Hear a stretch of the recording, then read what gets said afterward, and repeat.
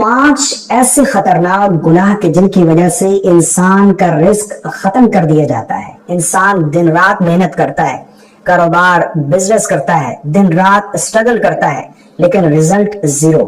ایسے شخص کا رزق ختم کر دیا جاتا ہے. نبی کریم صلی اللہ علیہ وسلم نے ارشاد فرمایا کہ جو شخص یہ گناہ کرے, اللہ رب العالمین ایسے شخص کے رزق سے خیر و برکت اٹھا لیتا ہے. ایسے شخص کو رزق کی تنگی میں مبتلا کر دیا جاتا ہے. وہ کون سے 5 گناہ ہیں؟ بہت سارے لوگ ایسے ہیں جو یہ گناہ کرتے ہیں, دن رات سٹرگل کرتے ہیں, رزلٹ زیرو ملتا ہے کیونکہ وہ یہ گناہ کر رہے ہیں. اور بعض لوگ تو انہیں گناہ سمجھتے ہی نہیں ہے, یعنی ان کے لیے یہ معمولی بات ہے. وہ ڈیلی یہ گناہ کرتے ہیں, ان گناہوں میں مبتلا رہتے ہیں اور یہ سمجھتے ہیں یہ کوئی گناہ ہی نہیں ہے, حالانکہ یہ اتنے خطرناک گناہ ہے. نبی کریم صلی اللہ علیہ وسلم نے ارشاد فرمایا کہ ایسے شخص کو رزق کی تنگی میں مبتلا کر دیا جاتا ہے. ایسے شخص کے رزق سے خیر و برکت اٹھا لی جاتی ہے. وہ کون سے 5 گناہ ہیں؟ اس ویڈیو کو بنانے کا مقصد یہ ہے کہ میں اور آپ اپنے اندر جھانک کر دیکھیں کہ کہیں ہم بھی ان گناہوں میں مبتلا تو نہیں ہیں. اگر کسی ایک گناہ میں بھی ہم مبتلا ہیں تو ہمیں ان گناہوں سے بچنا ہے. نمبر 1 پر قطع رحمی, رشتہ داروں سے رشتہ کاٹنے والا شخص اپنے رزق کو خود ہی تنگ کر لیتا ہے. یعنی رشتہ داروں سے رشتے توڑنا.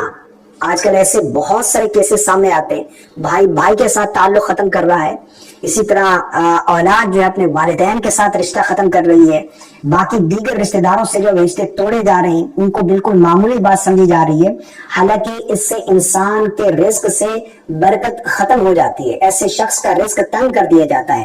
نبی کریم صلی اللہ علیہ وسلم نے ارشاد فرمایا جو چاہے کہ اس کا رزق کشادہ ہو اور عمر دراز ہو تو صلہ رحمی کرے.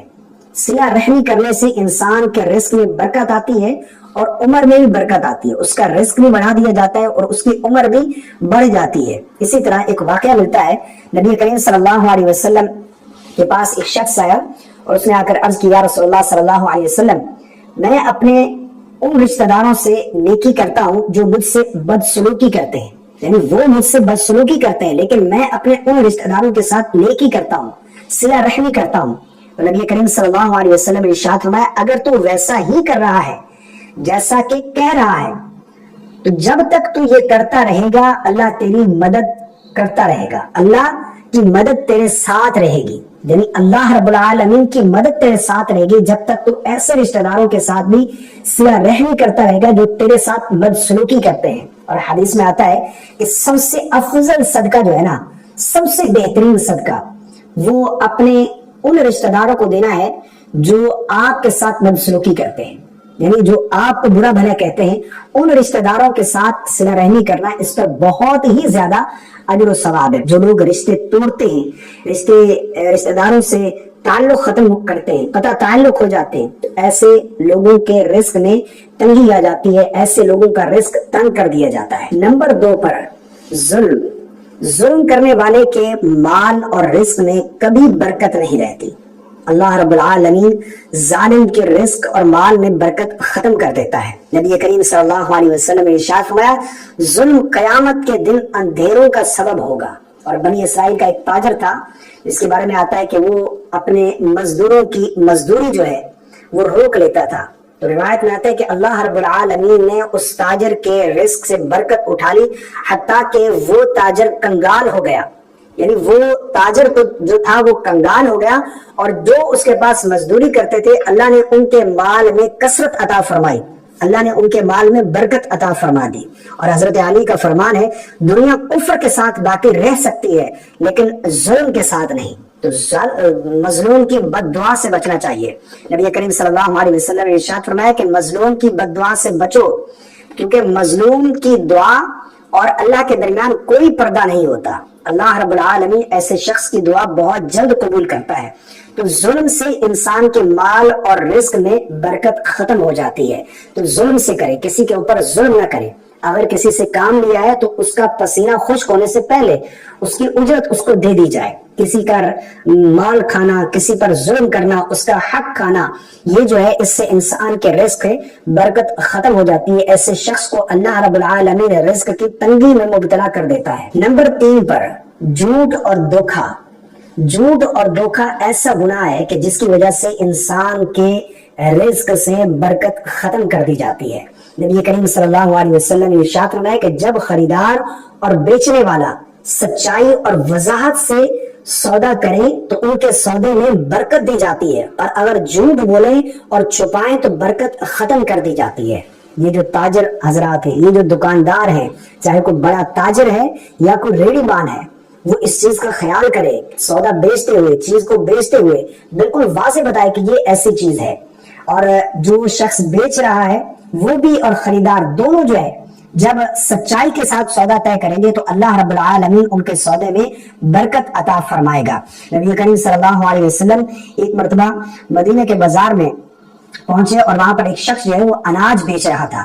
رسول اللہ صلی اللہ علیہ وسلم وہاں سے گزرے تو اناج میں ہاتھ ڈالا تو اندر وہ اناج گیلا تھا، یعنی اوپر سے خشک تھا اور اندر جو ہے وہ گیلا تھا۔ آپ صلی اللہ علیہ وسلم نے فرمایا کہ یہ کیا ہے؟ اس نے کہا بارش کی وجہ سے یا رسول اللہ صلی اللہ علیہ وسلم یہ گیلا ہو گیا۔ آقا کریم علیہ الصلوۃ والسلام نے ارشاد فرمایا لوگوں کو اوپر سے خشک اور اندر سے گیلا کیوں دکھاتے ہو؟ جو دھوکہ دے وہ ہم میں سے نہیں ہے۔ یعنی اس بات سے معلوم ہو رہا ہے کہ یہ جو چیز ہے اس کو واضح کیا جائے، دھوکہ نہ دیا جائے۔ یہ جھوٹ بولنا تو بالکل عام ہو چکا ہے، آج کل تو لوگ بات بات پر ہی جھوٹ بولتے ہیں۔ نبی کریم صلی اللہ علیہ وسلم نے ارشاد فرمایا کہ منافق کی 3 نشانیاں ہیں۔ نمبر 1 پر بات کرے تو جھوٹ بولے، امانت میں خیانت کرے، اور تیسرا شخص نبی کریم صلی اللہ علیہ وسلم نے ارشاد فرمایا کہ وعدہ کرے تو خلاف ورزی کرے۔ آج کل یہ وعدہ خلافی جو ہے بالکل عام ہو چکی ہے، لیکن نبی کریم صلی اللہ علیہ وسلم نے فرمایا کہ ایسا شخص منافق ہے جو جھوٹ بولتا ہے، جو وعدہ خلافی کرتا ہے، ایسا شخص منافق ہے۔ یہ منافق کی 3 نشانیاں ہیں۔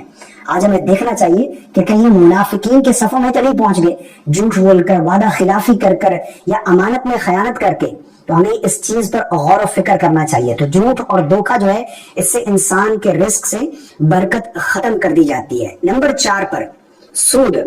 سود انسان کے مال کو بظاہر تو بڑھاتا ہے لیکن حقیقت میں اس سے برکت جو ہے وہ ختم کر دی جاتی ہے، اس سے رزق سے برکت جو ہے وہ اٹھا لی جاتی ہے۔ اللہ رب العالمین نے قرآن پاک میں ارشاد فرمایا سورہ بقرہ، اللہ سود کو مٹا دیتا ہے اور صدقات کو بڑھاتا ہے۔ یعنی سود جو ہے وہ مال مٹ جاتا ہے سود والا، لیکن صدقات جو ہے وہ اللہ ان کو بڑھاتا ہے۔ اور رسول اللہ صلی اللہ علیہ وسلم نے ایک مرتبہ خطاب فرمایا اور فرمایا کہ اے لوگوں، تم میں سے کون ہے جو اپنی ماں کے ساتھ زنا کرنا، بدکاری کرنا پسند کرتا ہے؟ لوگوں نے کہا یا رسول اللہ صلی اللہ علیہ وسلم ہمیں اس گناہ سے سخت نفرت ہے، اس گناہ سے ہمیں سخت نفرت ہے۔ تو اللہ کے نبی صلی اللہ علیہ وسلم نے ارشاد فرمایا کہ سود یہ ماں سے بدکاری کرنے سے بھی زیادہ بدترین گناہ ہے، اور سود کرنے والا اللہ کے ساتھ جنگ کرتا ہے۔ اور نبی کریم صلی اللہ علیہ وسلم نے ارشاد فرمایا سود کھانے والا، سود دینے والا، سود لکھنے والا اور سود پر گواہ، یہ سب برابر کے گناہ ہیں۔ حضرت عمر کے دور میں ایک شخص جو ہے وہ چھپ کر سودی لین دین کرتا تھا، تو حضرت عمر نے کیا ارشاد فرمایا؟ فرمایا جس نے سود کا کاروبار کیا وہ اگرچہ مالدار ہو، اس کے مال میں کبھی خیر و برکت نہ ہوگی۔ لوگ کہتے ہیں کہ کچھ عرصہ گزرا تو وہ شخص جو سود کا لین دین کرتا تھا وہ دیوالیہ ہو گیا، یعنی وہ قرضوں میں ڈوب گیا، وہ دیوالیہ ہو گیا۔ اور ایسے کئی کیسز ہمارے ساتھ آتے ہیں، کتنے ایسے سود خور ہیں جو بڑے اپنے وقت میں بہت عروج پر تھے لیکن آخر ان کا انجام کیا ہوا؟ وہ دیوالیہ ہو گئے، ان کی دنیا بھی برباد ہوئی اور آخرت بھی برباد۔ نمبر 5 پر ناشکری کرنا۔ اچھا یہ ناشکری کیا ہے؟ جس کو بھی پوچھو کہ سناؤ کیا حال چال ہے، ٹھیک ٹھاک ہے، معاملات سب ٹھیک ہے، وہ چاہے جتنا بھی لینڈ لارڈ اللہ نے اس کو ہزار نعمتوں سے نوازا ہو لیکن بس سرسری طور پر ہاں بس ٹھیک ہے اللہ کا شکر ہے، ہاں بس ٹھیک ہے اللہ کا شکر ہے، یہ منہ بنا کر یہ کوئی اللہ کا شکر نہیں ہو رہا۔ جو اللہ کی نعمتوں پر ناشکری کرتا ہے اللہ رب العالمین اس سے جو ہے وہ نعمتیں چھین لیتا ہے۔